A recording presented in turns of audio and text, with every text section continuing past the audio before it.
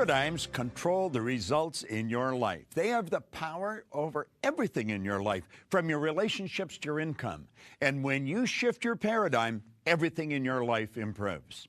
Hello, I'm Bob Proctor, and I want to welcome you to Paradigm Shift, where we are going to teach you how to make quantum leaps in the improvement of the results in your life. Do you know, to do this, we have to get in and talk about the mind, because paradigms, it's all about the mind. If you stop the next 10 people walking down the street and ask them what a paradigm is, they're going to look at you and they're not going to know the answer to it. So you may not know the answer to it, but it's a part of the conditioning in our mind. And to help us in this particular show, we're going to be talking about developing the higher faculties of the mind. Now, when it comes to talking about the mind, we've got to get an image to work with. You see, no one's ever seen the mind, and we think in pictures. If I asked you to think of your automobile, you'd get an image of the automobile on the screen of your mind. If I asked you to think of the refrigerator in your kitchen, you'd get an image of the refrigerator on the screen of your mind. However, when I asked you to think of your mind, what image do you get? You see, most people don't have an image. And unfortunately, when there's no image, there's confusion. When there's confusion, we immediately start thinking of something else. And that's precisely why most people stay stuck. You see, our mind controls our results, and it's our results that we want to change. And if we're going to change the results, we're going to have to change what's going on inside. Now, Dr. Thurman Fleet, back around 1934, was interested in the healing arts, and he said, we're just treating the body. If you're going to have any health, you've got to treat the whole person. So he originated this image of the mind. I've been using it now for 38 years. I have shared this image with people all over the world, and I have been focusing on helping people improve their income. I've watched people going from earning a couple of thousand a year to over $1 million because they understood how to make the necessary changes inside so that they can enjoy the changes outside. Now, you know, Napoleon Hill was a phenomenal author, and he talked a lot about the mind. He talked a lot about our thinking. He talked a lot about our conscious mind and the way we think. Do you know that there's a thought power flowing into our consciousness, and we can think anything we want, anything. Play with it for a moment. Start to let your mind wander. You can think of the beach. You can think of a lake. You can think of fishing. You can think of golfing. You can think of playing with a child. Just like that, you can change your thoughts and your consciousness. But you know something? That doesn't necessarily change your behavior. You see, your thoughts are in the top half. That's what we refer to as the conscious mind. The subconscious is what's controlling the behavior of your body.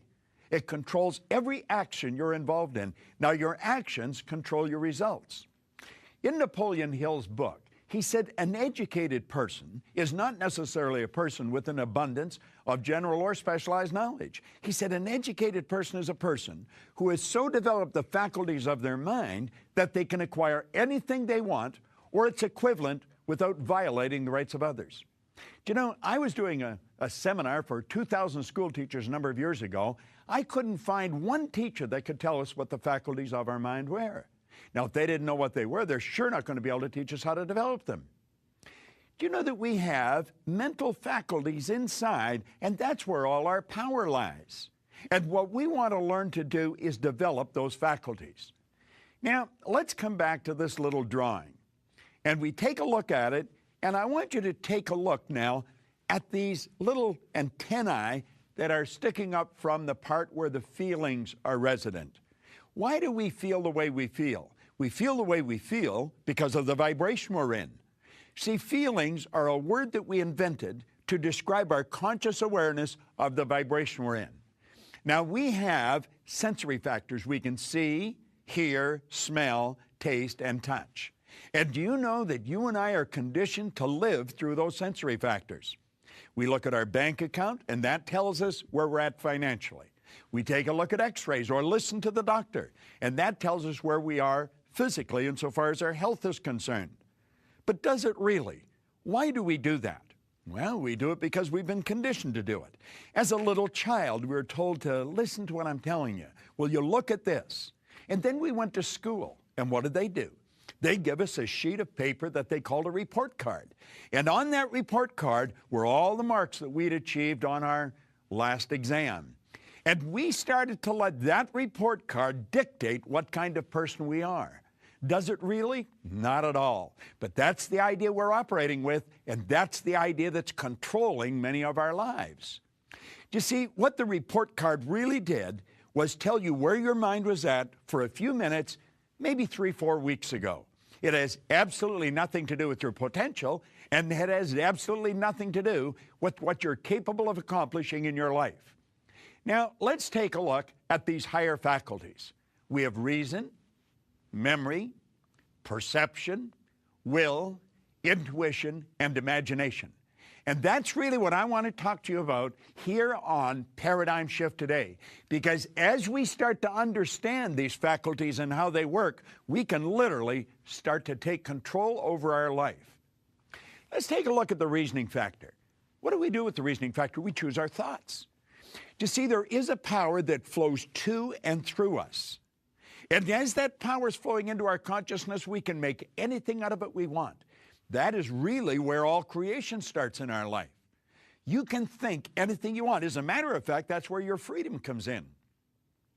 You know, Viktor Frankl, a Viennese psychiatrist, a Jewish psychiatrist, that spent the war years in a camp, he said that while he was in that camp, regardless of the intellectual or physical abuse he was subjected to, no one could cause him to think something he didn't want to think. Our reasoning factor is the mental tool that we think with. Now, do you know, all the great leaders all down through history have all been in complete and unanimous agreement that we become what we think about. What do you think about? Do you want to know what you're thinking about most of the time? Take a look at the results you're getting. That'll tell you exactly what's going on inside. Do you know, the sad truth is most people don't think. I had the very good fortune of working with Earl Nightingale for 5 years. He was considered the dean of personal motivation. He was an incredible human being. He and Lloyd Conant really had an impact on my life. But Earl used to say if most people said what they were thinking, they would be speechless. Now, you may laugh at that, but think about it for a few minutes. Dr. Ken McFarland, he said 2% of the people think, 3% think they think, and 95% would actually rather die than think. Henry Ford one time pointed out that thinking is the hardest work there is, which is the probable reason so few people engage in it. Now you say, well, everybody thinks. No, the truth is hardly anyone thinks. Stand back and watch people's behavior. Just study their behavior. And you know something? You're going to quickly realize they'd never do what they were doing if they were thinking. Or listen to their conversation. They'd never say what they were saying if they were thinking. The truth is, most people don't think. Well, how do they function? Well, they've tricked themselves into believing that mental activity is thinking. They're just letting whatever's going on outside of them control what's going on inside. Now, that's rather sad, but it's true. Now, go to the next one, memory. Do you know the average individual wanders around their whole life saying, I've got a terrible memory, I've got a terrible memory. I remember one time I was working with Harry Lorraine. Harry flew in from New York to Toronto. He picked up a Newsweek magazine, published every week. When he got to Toronto, it was a recent magazine that day.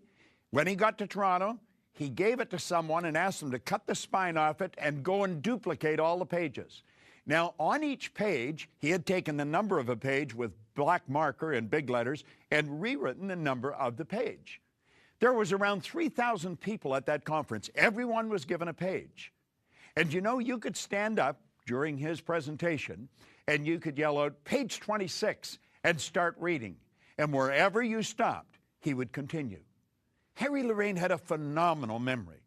He stood at the door and met most people coming in, or a good number of them. And when he started, he asked them, he said, if anybody was at the door, if I met you, stand up for a few moments. He not only told everybody what their name was, if it was a difficult name to pronounce, he would spell it. Harry had a phenomenal memory. Now, you know, I remember asking Harry one time, I said, Harry, how long do you remember something? He said, till I want to forget it. You see, the truth is there's no such thing as a bad memory. There's only weak memories. Think of this for a moment. These mental faculties that we've got, they're something like our physical muscles. They're our mental muscles. And if we want to develop our mental faculties, we're going to have to exercise them. I want you to imagine if I left this arm in a sling and then lifted weights with this arm every day, what would happen?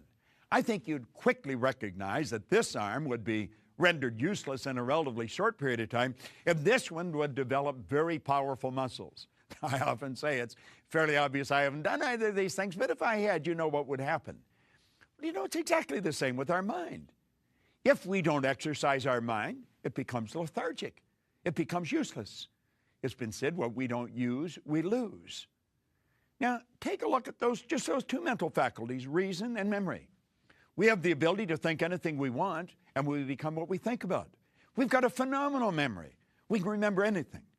You see, memory is developed through association. Not just association, but ridiculous association. I want to recommend you go and buy a good book on memory. Now, if you get a good book on memory, you're going to find that there's many chapters in the book. One is to remember names, another one's numbers, another one's places. If you want to remember names, that's what most people would really like to do, just take the section on names and study that, study nothing else, and work at it. Do you know, if you worked at that every day for 90 days, just developing the technique of remembering names, pretty soon you would be considered an extraordinary thing by all your friends. They'd say you'd been talented. They'd say you've been born with a photographic memory. The truth is you haven't. Not any more than I have or anybody else. So as you work at this, everything in your life is going to change. Now let's take a look at the next mental faculty, is perception. What are we talking about here? We're talking about our point of view.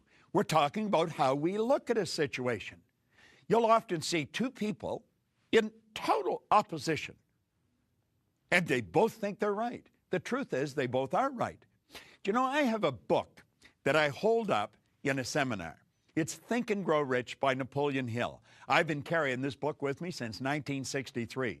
And on the one side, it's a black leather cover on the book. On the one side, it says Think and Grow Rich in gold stamping. Gold's almost worn off now, but it is there. On the other side, there's nothing. Now, I will frequently stand in front of a person and hold that book up. They're staring at it. All they can see is what's on the cover of the book. And then I look at the person and I say, I'm going to tell you there's nothing printed on the cover of that book. Am I right or wrong? And they'll immediately say I'm wrong. Now I said, if I insist that there's nothing on the cover of the book, what have I done? I have drawn your conscious attention to what is printed on the cover of the book. You see, I am causing you to focus on what is in front of you. I'm not causing you to look at it from my point of view. I'm causing you to look at it from your point of view. And they'll insist that I'm wrong. And then I turn the book around. Well, they don't want to let go of the fact I'm wrong, but I said there's nothing on the book. And there's nothing on the book where I was looking at. What was I doing? I was looking at the opposite side of the same thing. We're both looking at the book. Now I point out there's two sides to the book. And since that person's facing me or I'm facing them, what I consider the right side of the book, they'll consider the left side. What I consider the left, they consider the right. Think of this. This whole universe operates by law. Dr. Wernher von Braun said that the natural laws of this universe are so precise that we don't have any difficulty building spaceships. We can send people to the moon, and we can time the landing with the precision of a fraction of a second. One of these laws is the law of polarity. The law of polarity decrees that everything has an opposite. It's the flip side to the coin, the right side to the book, the left side, the front, the back. Well, you might consider this the next time you disagree with someone. And you might be saying they're wrong. They're right from their point of view. It might not be taking them where they want to go, but their point of view is still just as every bit as accurate and as right as yours. So do you see, it's not what we're looking at, it's how we're looking at it. You know, until I was 26 years old, I looked at the side of me that wasn't capable of doing anything. I never accomplished anything. Nothing. I failed at almost everything I ever did. School, I went into the Navy, I went in an ordinary seaman, come out an able seaman. Then I went to work in factories and bars, and I was sitting in a fire hall when I picked up Napoleon Hill's book. And I started to study it. And that got me to think. I started to use my higher faculties. And I stopped, and I used to think, wonder what I am capable of doing. Do you see, what I was doing, I was looking at the downside of my life. I wasn't looking at the upside. I was looking at the things I had done wrong. I wasn't looking at my potential. And you know, that book caused me to totally shift my perception of who I was and what I was. I started to understand some of these higher faculties, and my whole life began to change. You know, I went from earning $4,000 a year in 1 year to $175,000. Then it went over $1 million. I have shared these ideas with people all over the world for the past 38 years. I am firmly convinced I can show anyone how to become a millionaire simply by shifting their paradigm. And if you're going to shift your paradigm, you're going to have to learn how to use these higher faculties. Now take a look at the next mental faculty, is the will. The will is a marvelous tool. The will gives us the ability to concentrate. You see, I mentioned earlier that there's a power that flows to and through us. And as it flows through us, we give it direction. You know, the will to the mind is something like what a magnifying glass is to the sun. I can hold a magnifying glass, and I did when I was a child, and you probably did too, and we could cause the sun to focus. We would marshal that energy and bring it to a white-hot bead, possibly on a piece of paper, maybe leaves, sometimes on ourselves. And what did we do? We started to fire with it. We took the heat of the energy, focused it, brought it to a white-hot bead. Well, you know, that's what the mind does with the will. The will gives us the ability to take an idea and hold that idea and zero right in on something. You're going to find that all top salespeople have a highly evolved will. All top leaders have a highly evolved will. You see, it's the will that gives us the ability to focus. Think of this for a moment. Remember, we have those sensory factors. We can see, hear, smell, taste, touch. Well, they're forever picking up information from outside.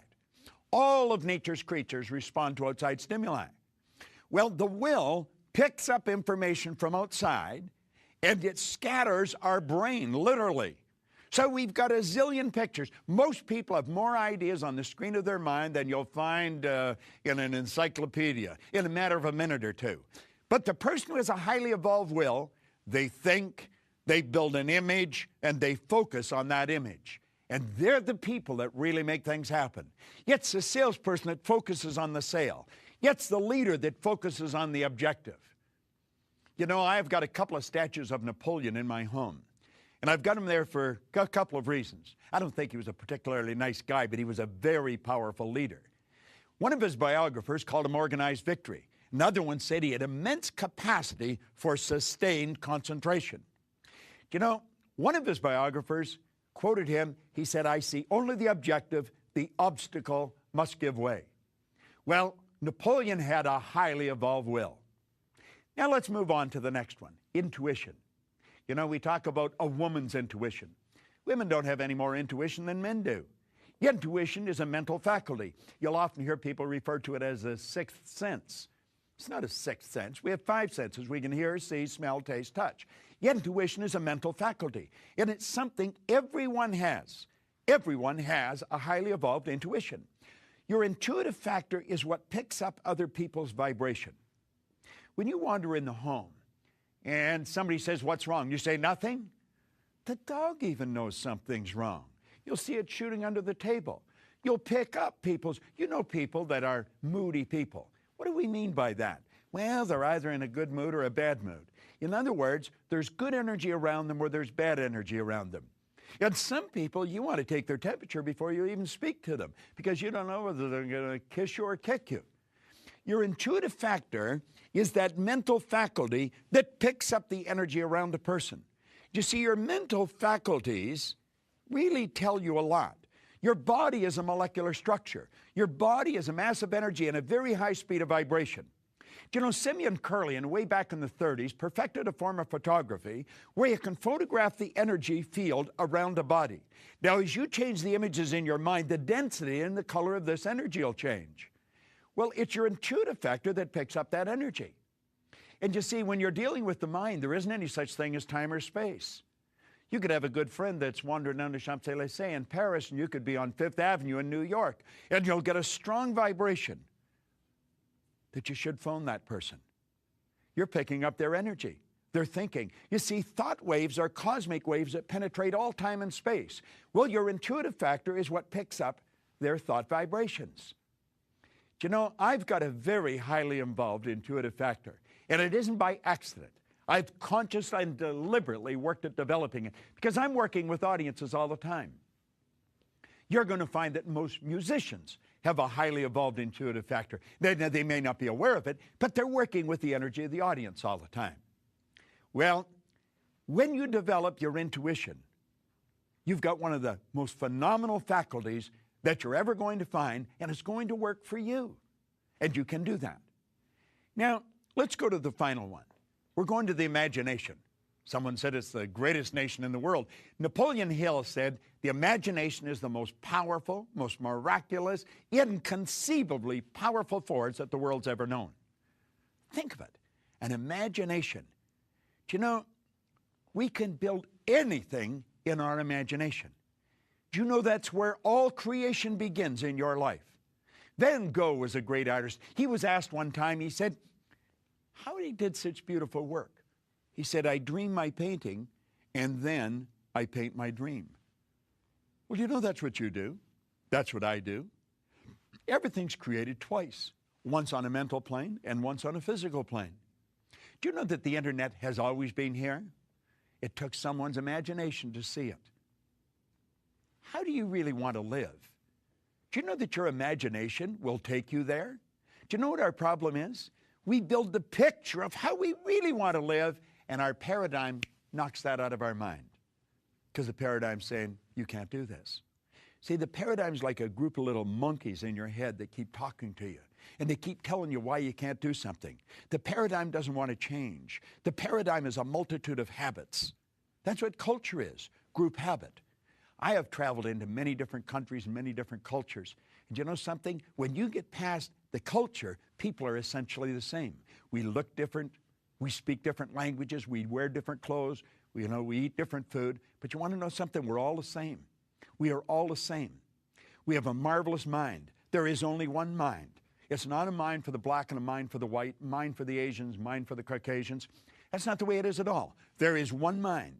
Yet we all tune into the same mind. And these higher faculties, everyone has.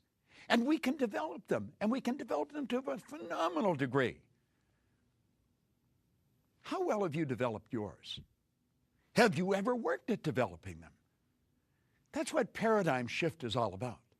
You see, we want you to take a serious and a conscious look at your life and ask yourself, how do you really want to live? That's what this series is all about. You're capable of doing anything you want. I want to suggest you start thinking of your income. That's an area that most people want to improve. I think it's inherent within us to want to enjoy time and money freedom. And you're capable of enjoying time and money freedom. You're capable of doing anything that you really want to do. What do you really want to do? Do you know, most people really don't know. If you stop the average individual on the street and ask them, what's your goal? Where are you going? What do you want to accomplish with your life? Most people don't know. It's rather sad. I'm going to share some statistics with you that are rather shocking. Do you know that 1% of our population earns 96% of all the money that's being earned? Think about that for a moment.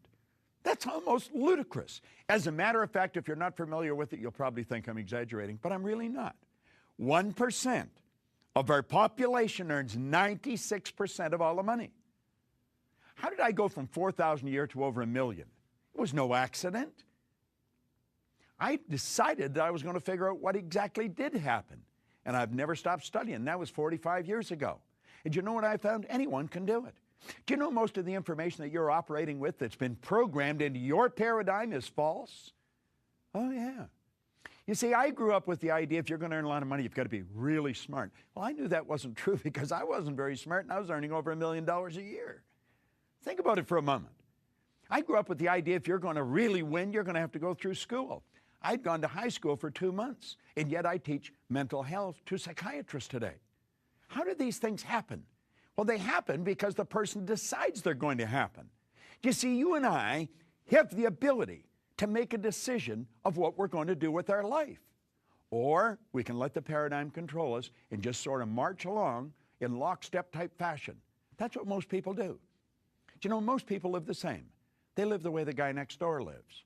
Who's following the guy next door? Who's following the guy next door? And you know something? Unfortunately, none of them seem to know where they're going. Why do they do that? Well, they don't really know. Do you know what it is? It's their paradigm. Go into a welfare area, and do you know something? Almost all welfare recipients are third, fifth, and sixth generation welfare recipients. Do you know, no one ever went through school in our family. When we got to a certain age, we were asked, are you going to go? And I said, no, I'm out of here. And as I started to study this material before I had any children, I just changed one question. I didn't ask them if they were going to go. I asked them where they were going to go. And they've all gone through school. Now, do you know, you have the ability, through a decision, of changing your life. I'm going to ask you to stop and ask yourself, what are you going to do with your life? Do you know? Have you got it written out in a clear, concise statement? Do you know what your purpose is? Do you have a vision? Do you know what your goal is? Now, in this series, we cover all these different points. You're not going to learn how to make a paradigm shift here in 30 minutes. But if you keep studying this information, it will become as clear to you as it is to me. You see, I often say I've got license to brag about all the information I've got because none of it's mine. I have just been absolutely fascinated with why you and I do what we do, why we don't do many of the things we want to do. I decided a long time ago that I was going to be in control of my life. No one else was. And then I took a look at a globe one day and I thought, you know, this world isn't that big. As a matter of fact, the world's shrinking. And I decided I want my company to span the world. And today I have offices all around the world. I'm doing exactly what I decided to do. And you know something? When I decided, I had absolutely no idea of how I was going to do it. That's part of our paradigm. The paradigm we get hung up on how. Do you remember when you were just a little child? That's really when the conditioning was really moving into high gear. And you come and said, Mommy and Daddy, I want to do so-and-so. And they say, how are you going to do that? And because you didn't know how, they discouraged you. Where are you going to get the money? And because you didn't know where it was going to come, they discouraged you. I heard a beautiful answer one time when a person was asked where all the money was going to come from. He said, wherever it is right now. You see, you can attract it to you. You can attract it to you in enormous quantities.